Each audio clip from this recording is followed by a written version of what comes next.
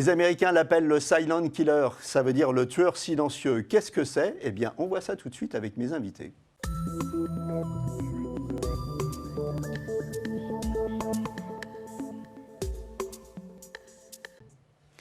Alors avec moi sur le plateau, Karine Laurent. Karine Laurent, vous êtes pharmacienne et spécialiste sport-santé. On va parler de sport tout à l'heure avec vous.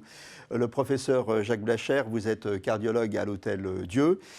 Pierre Joyot, vous êtes expert en nutrition et vous êtes l'auteur de la nouvelle révolution alimentaire. Et avec nous en duplex, le docteur Philippe Gosse, vous êtes cardiologue au CHU de Bordeaux et vous êtes auteur de « Je vis avec une hypertension artérielle, sans réponse pour mieux vivre sa maladie et se soigner au quotidien ». C'est aux éditions Marabout.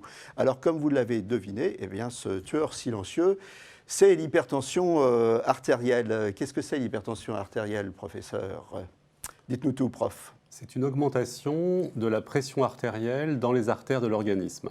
Et comme tous les tissus sont vascularisés, finalement, cette augmentation de pression va toucher tous les organes et va générer une série de complications au niveau de tous les organes.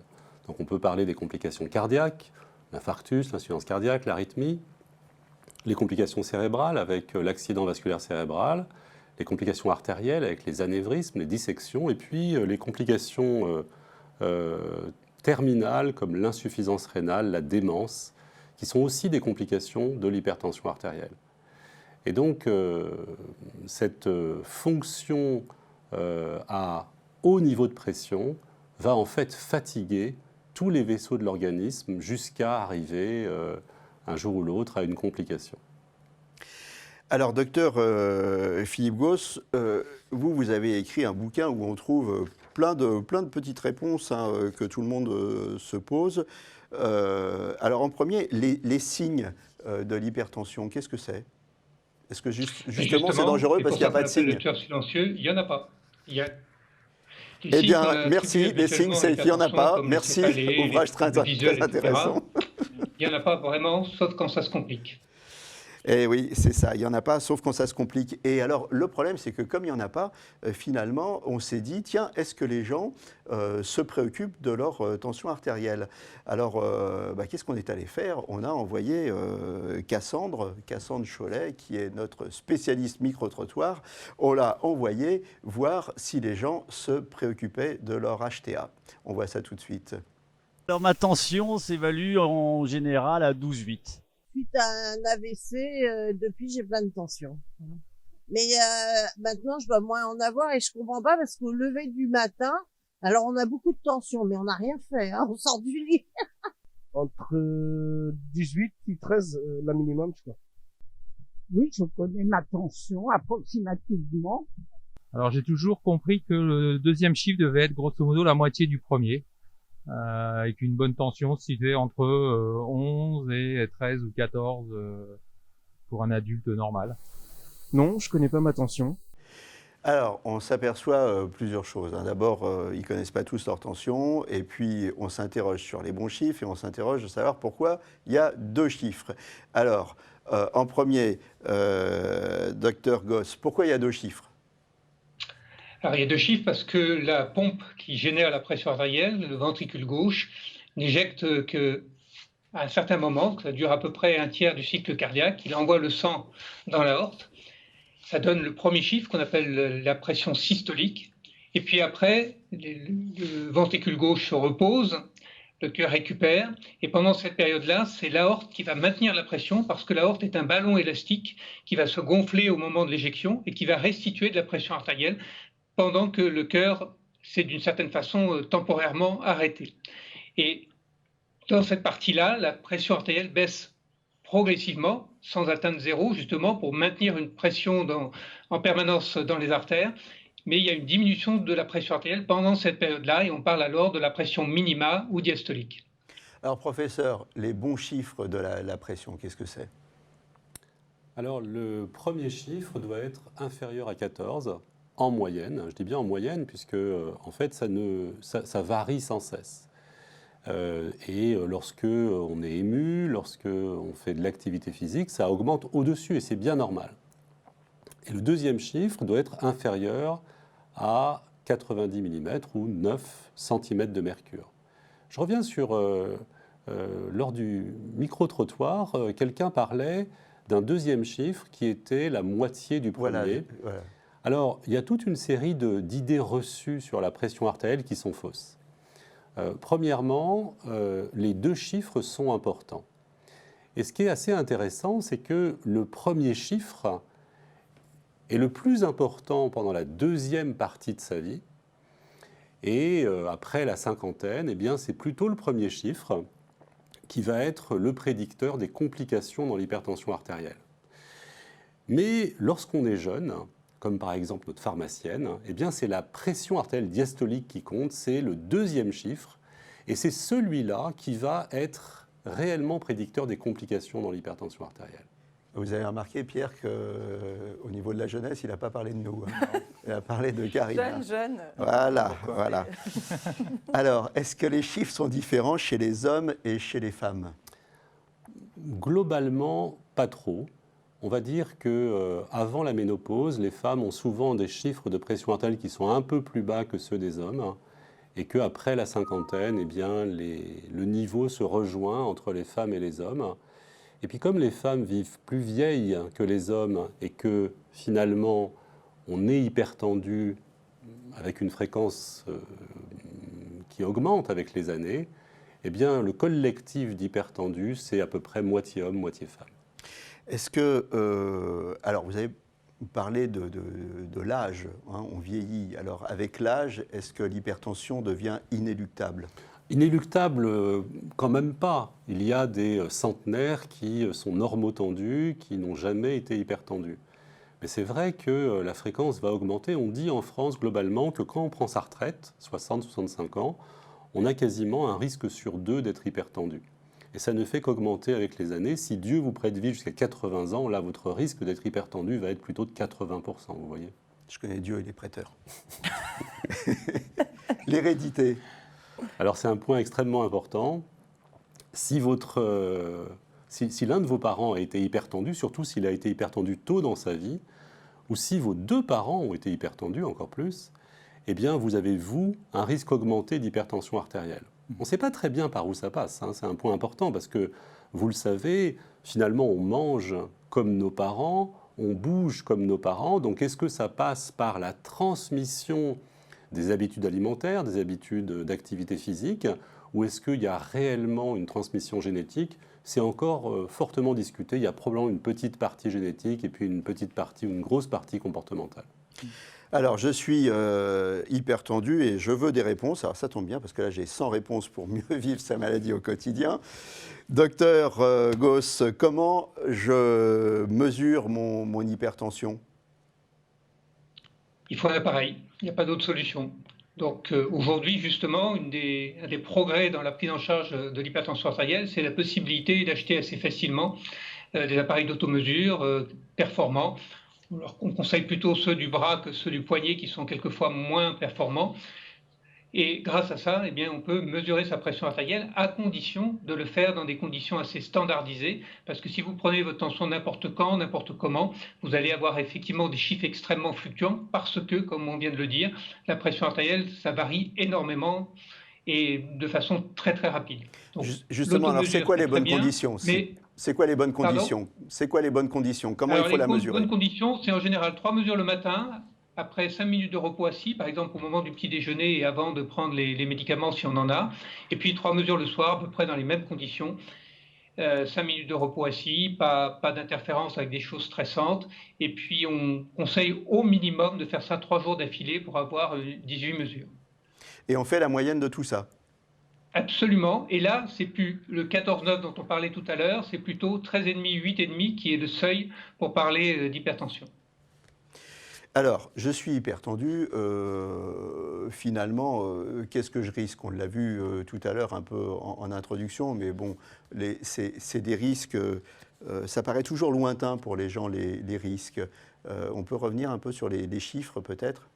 Alors effectivement, les hypertendus n'ont pas complètement conscience des risques liés à l'hypertension artérielle.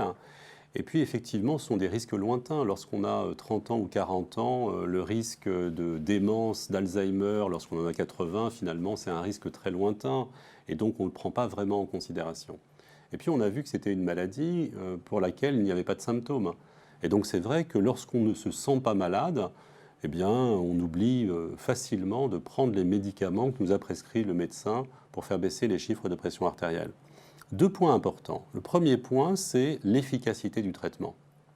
Si vous êtes hypertendu et si vos pressions artérielles sont normalisées par les médicaments ou alors par les mesures non médicamenteuses, on va le voir tout à l'heure, eh bien, vous allez réduire de façon substantielle votre risque de complications. Et c'est peut-être le point le plus important, c'est la réversibilité du facteur de risque hypertension artérielle. Et le deuxième point qui fait encore écho à ce que disait Philippe Gosse tout à l'heure, sur l'absence de symptômes, c'est qu'en fait, en France, il y a, on dit à peu près la moitié des hypertendus qui arrêtent le traitement dans la première année d'introduction du traitement. Et alors là, clairement, il faut passer du temps avec ces patients pour leur expliquer que finalement, que les médicaments antihypertenseurs vont leur faire plus de bien que de mal. Et là, c'est vrai que l'éducation du patient, à travers la consultation médicale, à travers la consultation avec les autres professions de santé, à travers l'éducation, et là je trouve que le fait de publier des livres grand public sur l'hypertension artérielle, ça ne peut faire qu'avancer les choses, eh bien c'est un point absolument majeur. Alors vous avez dit, il faut leur expliquer que les médicaments peuvent faire plus de bien que de mal. On entend souvent, notamment chez les hommes, que quand on prend des médicaments contre l'hypertension, on a des effets secondaires, notamment au niveau de sa libido. Et ça freine beaucoup d'hommes. Qu'est-ce qu'on leur dit ? Eh bien, on leur dit qu'on ne peut pas leur garantir que le traitement antihypertenseur va être bien toléré.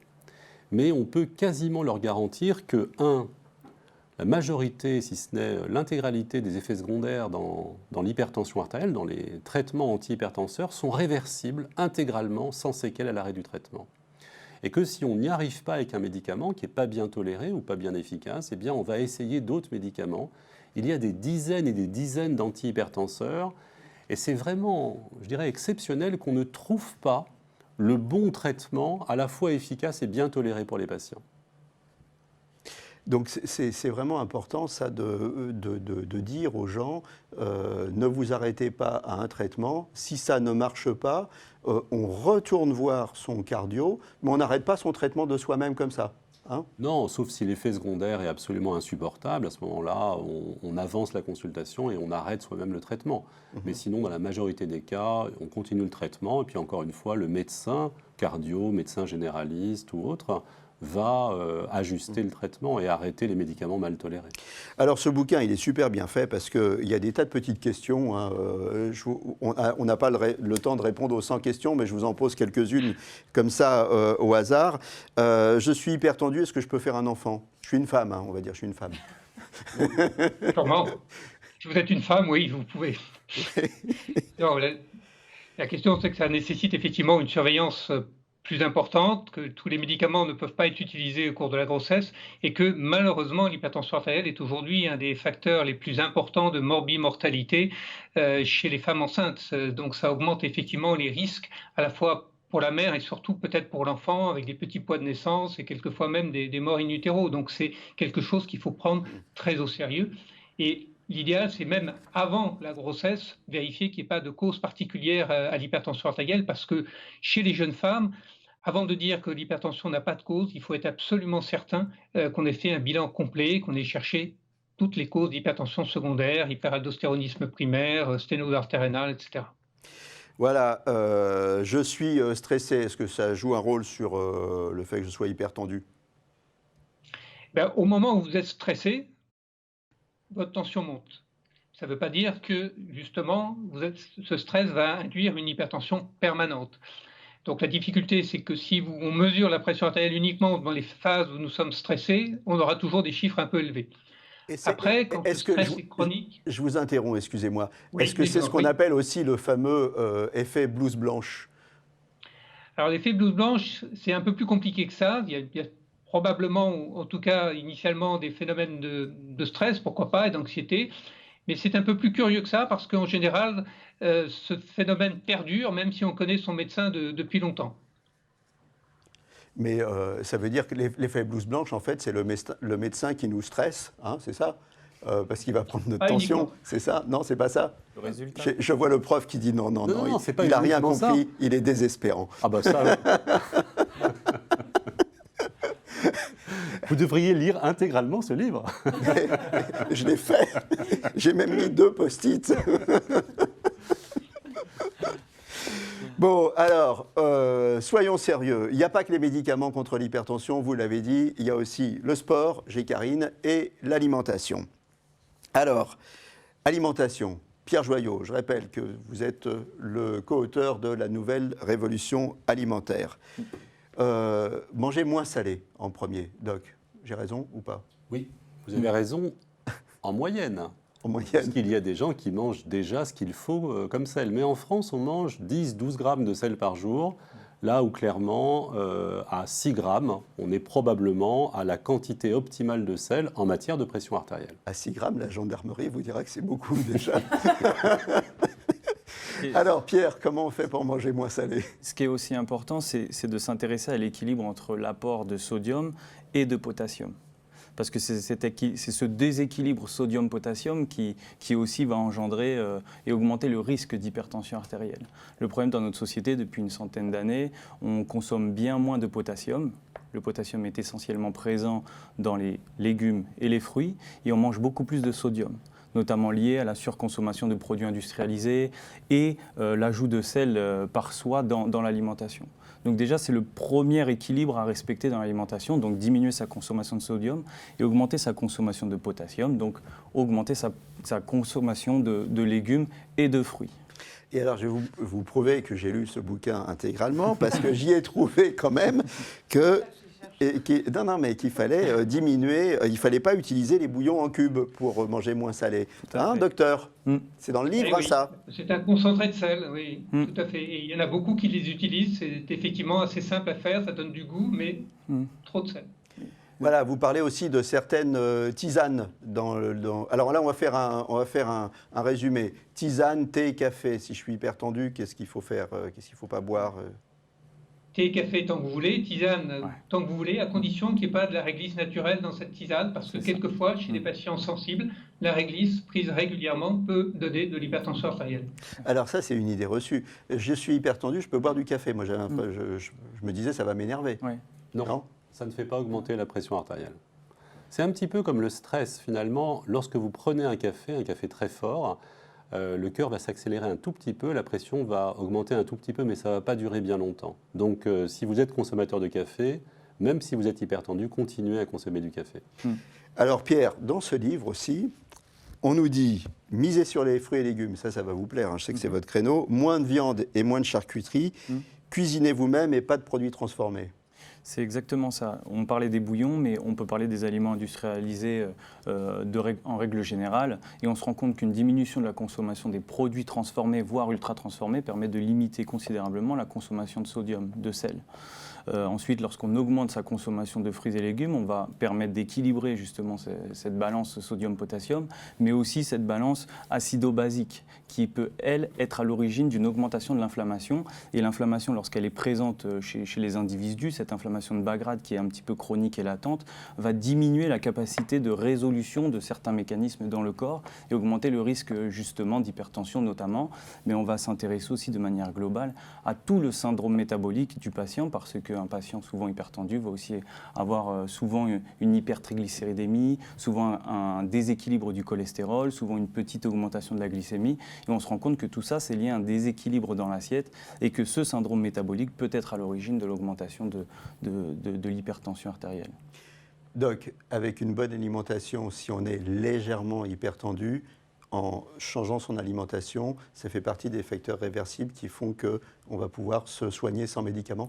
Eh bien, c'est là où c'est magique, parce qu'en fait, le traitement nutritionnel de l'hypertension artérielle, c'est à la fois un traitement qui fait baisser les chiffres de pression artérielle chez les hypertendus, mais c'est aussi une façon de vivre qui va réduire votre risque de devenir hypertendu avec les années lorsque vous êtes normotendu. Donc vous voyez, ça marche pour la prévention et ça marche pour le traitement. Donc c'est un double effet. Alors, on n'a pas parlé de l'alcool. Pas trop. Pas trop. Pas trop, mais Philippe Gosse va vous dire que c'est maximum 10 verres par semaine, c'est ça Philippe? Oui, plutôt moins, oui. Plutôt moins. Ouais, mais le prof, il picole un petit peu, vous voyez. Là, on est lundi, j'ai pas commencé, moi. Ah bon. Vous avez toute la semaine devant vous hein, pour étaler vos divers. Non, mais bon, sérieux, l'alcool, plutôt pas, et puis plutôt un petit peu, et voilà. Et c'est pas parce qu'on vous dit 10 verres par semaine qu'il faut absolument les boire. Non, c'est maximum 10 verres. Maximum. Et si vous n'êtes pas obligé de les boire. si vous n'êtes pas consommateur, il ne faut pas en boire. Ce n'est pas bon pour la santé. Ça n'est pas bon. Et toujours considérer que cette consommation d'alcool doit aussi être visualisée en fonction de ce qu'on mange à côté. Parce que la personne qui boit un verre de vin rouge par jour avec une assiette équilibrée avec plus de légumes que du reste, que ce soit de la viande, du poisson ou des œufs, et même une partie de glucides avec les féculents, n'aura pas les mêmes risques que la personne qui boit un verre de vin rouge par jour avec des pâtes, des patates et des frites. Je vais vous dire, Pierre, je le connais un petit peu, le vin bio qu'il boit, il est dégueulasse, donc il n'y a pas... Non, c'est faux. Il n'y a pas de risque de faire des excès. On va pas le garder pour déjeuner alors. Voilà. Alors, la santé, c'est aussi le sport. Le fléau, c'est la sédentarité, et le fléau de la sédentarité, c'est Karine qui est là. Alors, mais oui. Alors, quel sport on fait, Karine? Quel sport on fait? Il faut déjà revenir sur le fait, en fait, il faut inciter les gens à ne pas être sédentaires. Parce qu'on le sait, le temps de sédentarité, derrière, c'est potentiellement de l'hypertension artérielle. Donc, quel sport, quelle activité physique faire? Ça va dépendre de ce que vous aimez. Bien évidemment, si on est en reprise d'activité physique, des sports plutôt portés pour réadapter tranquillement le corps, notamment au niveau articulaire, ligamentaire et musculaire. Donc je pense notamment à la natation, le vélo, tout le monde se met à faire du vélo, c'est parfait, mais la marche également. Donc ça, il faut prendre vraiment en considération dans le cadre de la reprise d'activité physique d'aller sur des sports plutôt portés. Il y a beaucoup de gens qui font du golf, c'est un sport le golf? Le golf, c'est une superbe activité physique parce que non seulement vous allez marcher, mais en plus vous sollicitez tout un tas de fonctions cognitives qu'on ne sollicite pas dans d'autres sports. Donc c'est une très très bonne activité physique. Ouais. Alors il y en a une autre, c'est le bungee. Alors le bungee pump, allez, donc, on attaque, le bungee. Les bâtons, alors le bungee c'est quoi? Ce sont des bâtons avec une élastique à l'intérieur que vous pouvez moduler en fonction de votre condition physique. Et donc c'est extrêmement dynamique. Donc regardez Jean-Claude, vous pouvez appuyer les bâtons et hop. Donc c'est super pour travailler en extérieur l'aérobie. C'est souple comme ça. Voilà, c'est extrêmement souple. Donc on peut travailler en extérieur l'aérobie, du renforcement à l'intérieur ou à l'extérieur. Regardez, vous allez avoir des pecs. Regardez, faites avec moi. Vous allez avoir des beaux pecs. Bon, je sais qu'on est encore loin de la plage, mais... Bon, pour aller, je croyais que vous alliez dire on est encore loin d'avoir des beaux pecs. Bon. Donc on y va, voilà. On peut travailler plein de choses, tout ce qui est aussi mobilité. Donc regardez, hop, je suis là, je passe. Ah oui, vous le faites bien. Vous avez des beaux pecs aussi. Voilà, j'ai des beaux pecs. Donc voilà, donc le bungee, c'est une activité superbe aussi pour travailler, bien évidemment, les aspects de posture et de respiration. On le sait, c'est fondamental, bien respirer. Quelqu'un qui respire mal, c'est potentiellement aussi quelqu'un qui va être derrière hyper tendu. Et ne pas oublier de faire de la cohérence cardiaque. Alors, qu'est-ce que c'est la cohérence cardiaque? La cohérence cardiaque, c'est quoi? C'est tout simplement comment vous allez pouvoir notamment lisser tous les pics de cortisol générés par le stress, qui, on sait, vont avoir un impact sur votre hypertension artérielle. Donc, on va aller contrôler notre respiration en faisant donc une inspiration. En général, on va aller chercher le relâchement. Donc, on va inspirer pendant 4 secondes et on va expirer pendant 6 secondes. Voilà. Et plus vous allez accentuer votre temps d'expiration, plus on va engendrer le relâchement. Vous pouvez le faire pendant 5 minutes. Il y a des applications sur Internet qui existent, qui sont extrêmement bien, qui permettent d'accompagner les gens. Et ça permet vraiment, c'est un vrai outil de prévention de l'hypertension artérielle. Alors, 2-3 trucs pour les hypertendus. Qu'est-ce qu'on ne doit pas faire quand on fait du sport, qu'on est hypertendu? Alors, le froid, c'est plus... faire À quoi il attention faut faire attention? À Bien quoi il faut faire évidemment, attention? quand on est hypertendu, ce sont des gens qui prennent des traitements. Vous l'avez dit, en tant que pharmacienne aussi, je suis vigilante dans le cadre des malades que j'encadre. C'est que les gens ont tendance à prendre soit leurs médicaments un jour sur deux, soit... Donc il y a potentiellement des fois des gens qui ne sont pas du tout équilibrés au niveau de la tension et qui vont faire des malaises lors de la pratique d'activité physique. Donc attention aux activités avec les changements brusques de position de la tête, bien évidemment, qui peuvent générer des malaises. L'autre point, c'est qu'on arrive quand même dans une période où il fait froid. Donc attention, hypertension artérielle et température extrêmement basse, comme ces jours-ci, par exemple, vers chez moi, il faisait 3 degrés. On le sait, les températures basses... Il faut changer de région. Il faut changer de région. Les températures basses peuvent...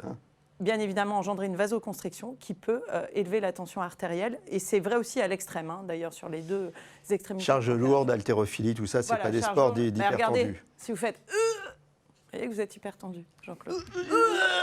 Allez, soulevez la table. Eh bien, écoutez, c'est sur ce que nous allons nous quitter. Merci à tous d'être passés sur le plateau de Capital Santé. Merci Karine Laurent. Je rappelle que vous êtes pharmacienne et spécialiste sport santé. Professeur Jacques Blacher, vous êtes cardiologue à l'Hôtel Dieu à Paris. Pierre Joyot, vous êtes expert en nutrition et co-auteur de La Nouvelle Révolution Alimentaire. Et cet ouvrage que je recommande à tous les hypertendus qui s'ignorent ou qui sont hypertendus et qui le savent, Je vis avec une hypertension artérielle sans réponse pour mieux vivre sa maladie au quotidien, du docteur Philippe Gauss. Voilà, surveillez votre tension. À très bientôt pour un nouveau numéro de Capital Santé et d'ici là, portez-vous bien.